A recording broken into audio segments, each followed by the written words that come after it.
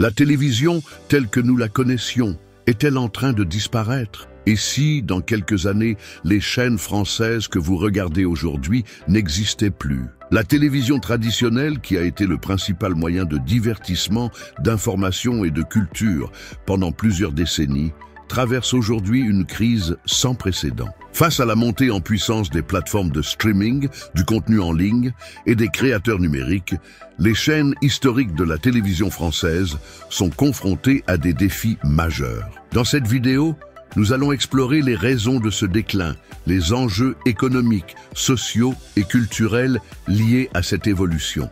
Et enfin, les perspectives qui s'offrent à la télévision française pour survivre dans un monde médiatique en pleine transformation. N'oubliez pas de vous abonner et de liker la vidéo pour nous soutenir.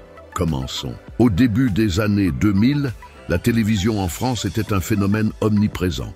Les chaînes comme TF1, France 2, M6, Canal+, étaient des acteurs incontournables du paysage médiatique. Elles dictaient l'agenda culturel et informatif de la société. Cependant, depuis une décennie, un phénomène majeur est apparu, le déclin des audiences des chaînes de télévision. Les raisons de cette baisse sont multiples.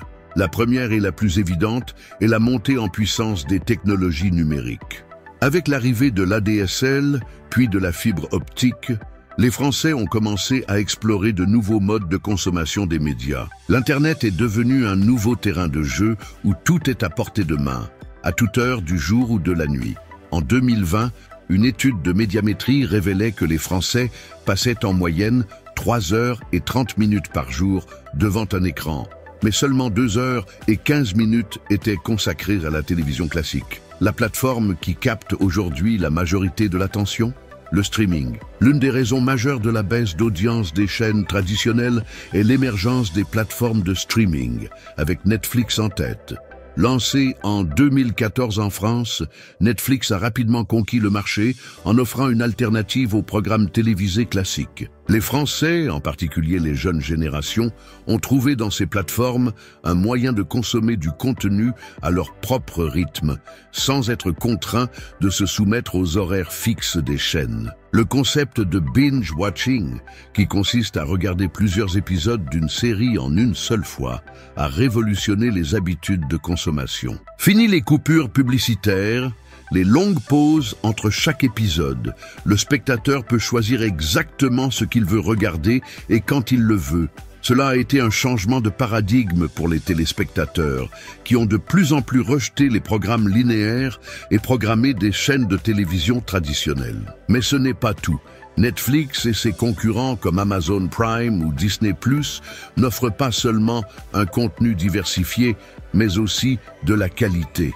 La production de séries et de films est devenue un secteur où ces plateformes investissent massivement, attirant ainsi des talents, des réalisateurs et des acteurs prestigieux. L'originalité, la diversité et la possibilité de découvrir des œuvres internationales attirent un large public. Pour les chaînes traditionnelles, cela a été un véritable choc. Les audiences de prime time, ces créneaux horaires très lucratifs, sont désormais dominés par les plateformes de streaming. Comment TF1 et M6 peuvent-elles rivaliser avec des géants comme Netflix qui disposent de moyens colossaux et qui offrent une expérience de visionnage sans interruption? Mais au-delà des géants du streaming, un autre phénomène a pris de l'ampleur ces dernières années: les influenceurs et les créateurs de contenu. Si la télévision traditionnelle dominait autrefois la production médiatique, aujourd'hui, ce sont des millions de Français qui se tournent vers des personnalités comme Squeezie, Norman, Cyprien ou encore les streamers sur Twitch pour leur contenu. Ces créateurs ont compris que l'authenticité et la proximité avec les abonnés étaient des facteurs clés de succès. Contrairement aux programmes télévisés où les animateurs sont souvent perçus comme des figures éloignées, les influenceurs sont proches de leur public. Ils dialoguent avec leurs abonnés sur les réseaux sociaux, répondent à leurs commentaires, partagent des moments de leur vie quotidienne, créant ainsi une relation beaucoup plus intime. Les chiffres sont frappants. Sur YouTube, des créateurs comme Squeezie comptent des dizaines de millions d'abonnés. McFly et Carlito, avec leurs vidéos humoristiques, ont dépassé les 10 millions de vues sur certaines vidéos. Et ces influenceurs ne se contentent pas de diffuser des vidéos. Ils créent des communautés et influencent les comportements des jeunes générations. Ce phénomène s'est accéléré avec la pandémie de Covid-19, où les jeunes se sont encore plus tournés vers ces plateformes pour passer leur temps. Les marques, en quête d'une audience jeune et connectée, ont compris l'importance de ces créateurs. Plutôt que de diffuser leur publicité sur les chaînes classiques, elles choisissent de les placer sur des vidéos YouTube ou des streaming Twitch, où elles peuvent cibler spécifiquement leurs consommateurs. L'un des grands piliers économiques de la télévision traditionnelle, c'est la publicité. Les chaînes de télévision ont toujours financé une grande partie de leurs programmes par le biais de spots publicitaires diffusés pendant les émissions. Mais la situation a changé. Les annonceurs, en particulier ceux du secteur de la grande consommation et du luxe, ont progressivement quitté le modèle de la publicité télévisée pour se tourner vers le digital.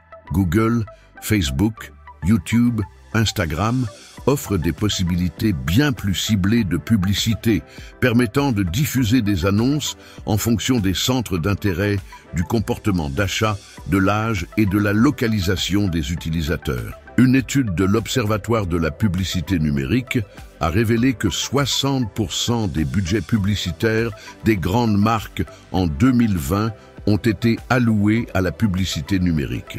En comparaison, la télévision ne représentait plus que 27% de ces dépenses. Les chaînes traditionnelles subissent une baisse importante de leurs revenus, rendant leur modèle économique de plus en plus fragile. Face à cette crise, que font les chaînes traditionnelles pour s'adapter? Certaines d'entre elles ont tenté de se lancer dans le streaming à leur tour.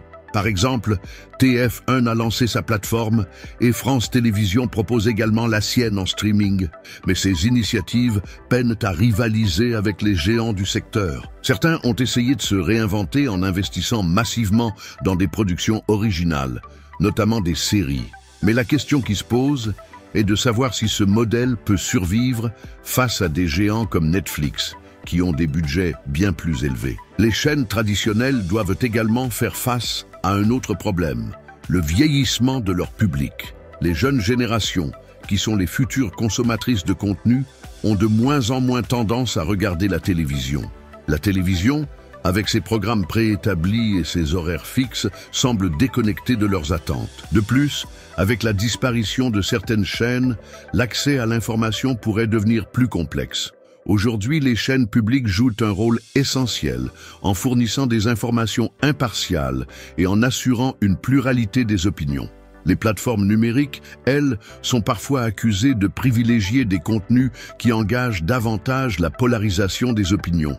Et l'information peut être fragmentée et influencée par des intérêts commerciaux. Alors, la télévision française va-t-elle disparaître? La question demeure.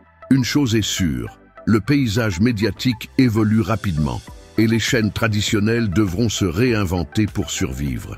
Petit sondage, donnez-nous votre avis en commentaire. Regardez-vous toujours la télévision?